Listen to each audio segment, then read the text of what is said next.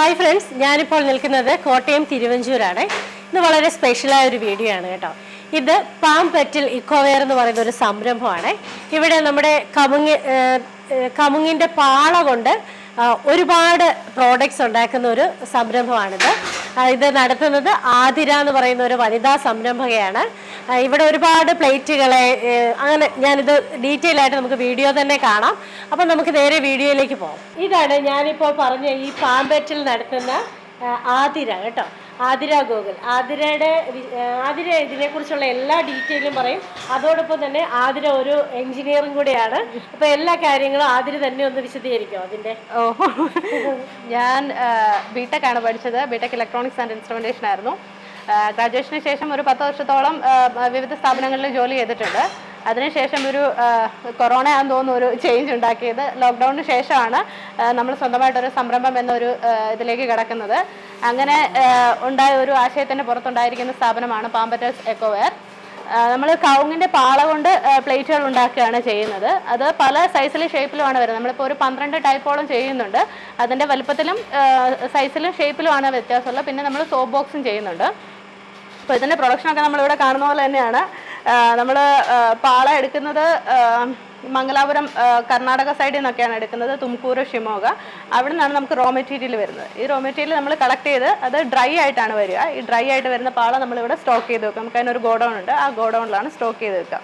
ഇങ്ങനെ സ്റ്റോക്ക് ചെയ്ത് വെക്കുന്ന ലീഫുകൾ നമ്മൾ പ്രൊഡക്ഷൻ ഒരു 1 അവർ അല്ലെങ്കിൽ ഒരു 1-1.5 മണിക്കൂർ മുമ്പായിട്ട് നമ്മൾ വെള്ളത്തിൽ കുതിരാനിടണം. അങ്ങനെ ഈ ഉണങ്ങിയ പാള ഒന്ന് കുതിർന്ന് ഏകദേശം നല്ലൊരു ഫ്ലെക്സിബിൾ ആയിട്ടുള്ള ഒരു ഫോമിൽ ആവും. പിന്നെ നമ്മളതിനെ വാഷ് ചെയ്ത് നല്ല ക്ലീൻ ആക്കി എടുക്കണം. നമ്മൾ പറമ്പിൽ നിന്നൊക്കെ എടുക്കുന്ന പാളകളാണ്. അപ്പോൾ നമ്മളതിനെ വാഷ് ചെയ്ത് ക്ലീൻ ആക്കിയതിന് ശേഷം പിന്നെ അതൊന്ന് വെള്ളം തോരാനായിട്ട് ജസ്റ്റ് ഒന്ന് ചെരിച്ച് ഇങ്ങനെ കുത്തിച്ചരി വെക്കണം. അപ്പോൾ അതിലെ വെള്ളം ഇങ്ങനെ ഊർന്നു പോയി അത് നല്ല റെഡി ആയിട്ട് വരും. പിന്നീടാണ് നമ്മൾ പ്രൊഡക്ഷൻ അകത്തേക്ക് എടുക്കുന്നത്. ഇതാണ് നമ്മൾ അങ്ങനെ എടുത്തിട്ടിരിക്കുന്ന പാളകളാണ്. ഫ്ലെക്സിബിൾ ആയിട്ട് ഈ ഫോമിലാണ് നമ്മൾ എടുക്കുന്നത്. ഇങ്ങനെ ഇരിക്കുന്ന പാളയാണ് നമ്മൾ ഡൈയുടെ ഉള്ളിലേക്ക് വെക്കുക.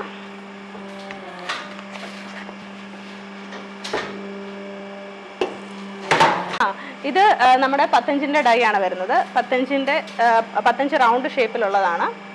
ഇത് നമ്മൾ ഇതിനകത്തേക്ക് വെക്കുകയാണ്. ഇനി നമ്മൾ ഈ ലിവറിൽ പ്രസ് ചെയ്ത് കഴിയുമ്പോഴത്തേക്ക് കയറി വന്ന് ഇങ്ങനെ കട്ടാവുകയാണ്. ഇവിടെയാണ് നമ്മുടെ ആ ഒരു ബ്ലേഡ് ഉണ്ട്. ഈ ബ്ലേഡ് കൊണ്ട് ഇതിവിടെ കട്ടായി വരികയാണ്.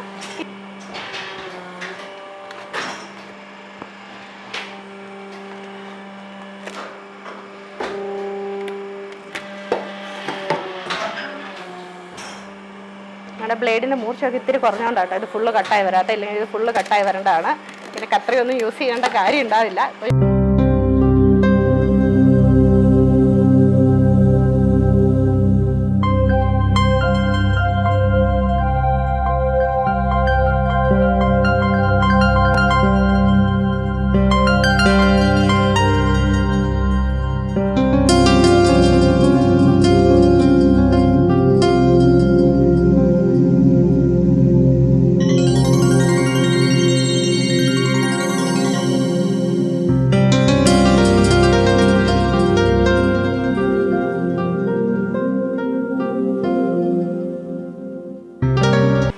നമ്മുടെ ഈ പ്ലേറ്റിലെ ഇത് ചിലതൊക്കെ നല്ല പ്യുവർ വൈറ്റ് ആണ്, ചിലതിന് ഇങ്ങനെ ഒരു മറ്റു ഷെയ്ഡുകളുണ്ട്.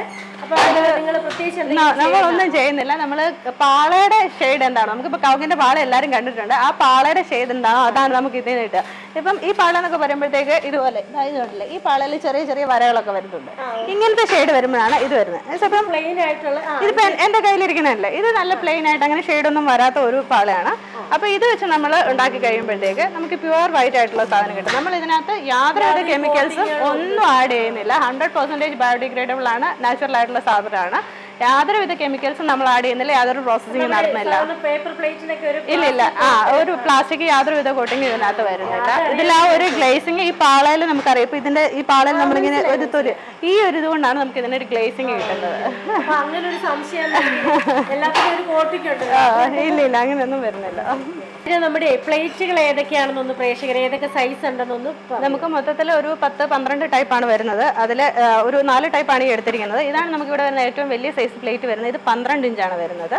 അപ്പോൾ ഇതിനകത്തേക്ക് പല കൂട്ടം കറികളും ചോറും ഒക്കെ ആയിട്ട് എടുക്കാനായിട്ട്, പിന്നെ ഈ കേറ്ററിംഗുകാർ മസാല ദോശയൊക്കെ ഇങ്ങനെ ബുഫേ ആയിട്ട് ചെയ്യത്തില്ലേ, അപ്പോൾ അങ്ങനെയുള്ളിടത്ത് ഈ 2 ഫംഗ്ഷനാണ് ഇത് മെയിനായിട്ട് പോകാറുള്ളത്.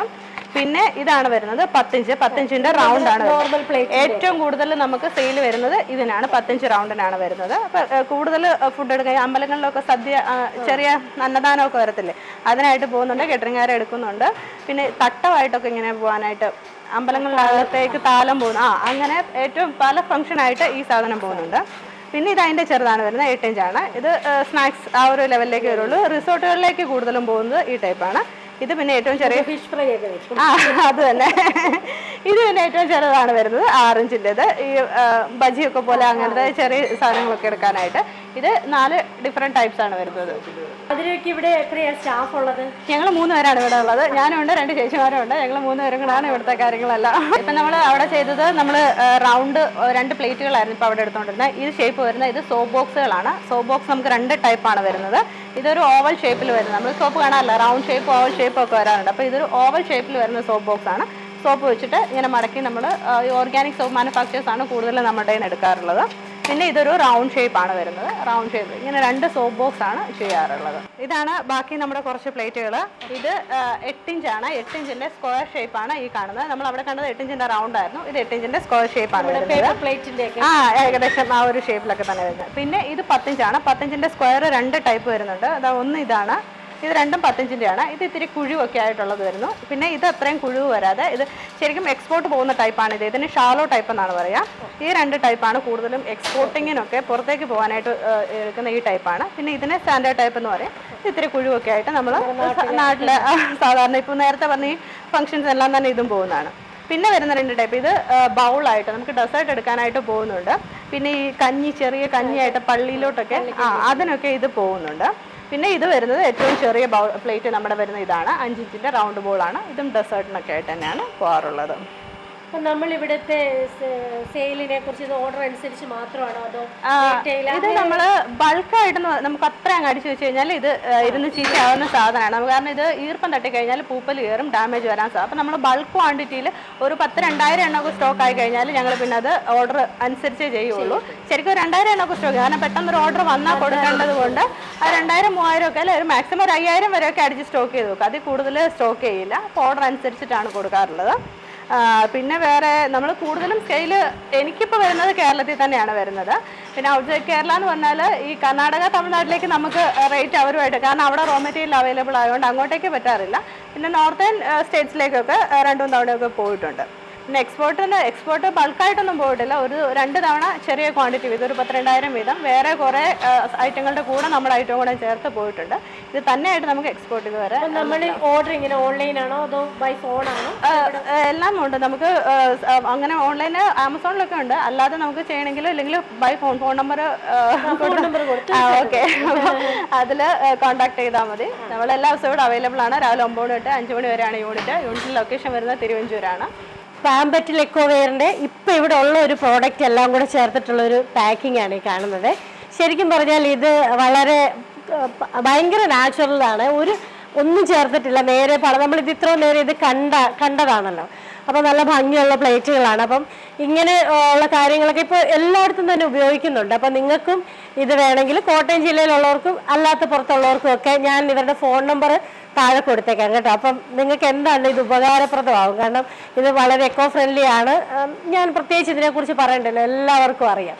അപ്പോൾ നമ്മുടെ ഈ വീഡിയോ ഇഷ്ടപ്പെട്ടാൽ തീർച്ചയായിട്ടും ഷെയർ ചെയ്യണം. പിന്നെ ഇങ്ങനെയുള്ള കാര്യങ്ങൾ ഓർഡർ ചെയ്യണമെങ്കിൽ ഈ നമ്പറിൽ ബന്ധപ്പെടണം. പിന്നെ നമ്മുടെ ഈ ചാനൽ കാണുന്ന ആരെങ്കിലും സബ്സ്ക്രൈബ് ചെയ്തിട്ടില്ലെങ്കിൽ ഒന്ന് ചെയ്തേക്കണേ. Thank you.